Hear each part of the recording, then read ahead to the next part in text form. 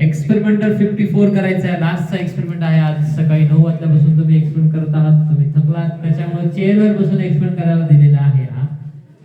याच्यानंतर आपण आपल्या घरी जाऊया. पण चला इकडे लक्ष द्या, आवाज करू नका. नेक्स्ट एक्सपेरिमेंट आहे की to observe the volume, colour and transparency of the solutions. तुम्हाला तुमच्या टेस्ट ट्यूब स्टँड मध्ये 3 सोल्युशन्स दिलेले आहेत, ए, बी अँड सी.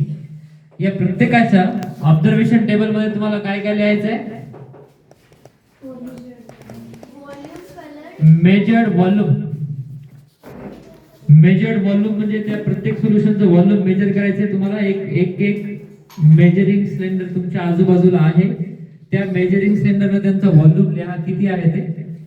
त्यानंतर प्रत्येकाचा कलर तुम्हाला सांगायचा आहे कसा आहे सध्या जो आहे तो, बरं.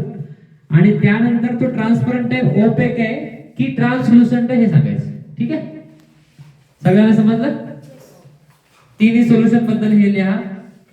9च्या 9 ऑब्झर्वेशन्स पेपर मध्ये कंप्लीट करा आणि खाली दिलेल्या थिअरीच्या क्वेश्चनचे आन्सर मला सांगा. मी पुढच्या 10 मिनिटांमध्ये तुमचं प्रॅक्टिकल चेक करेन.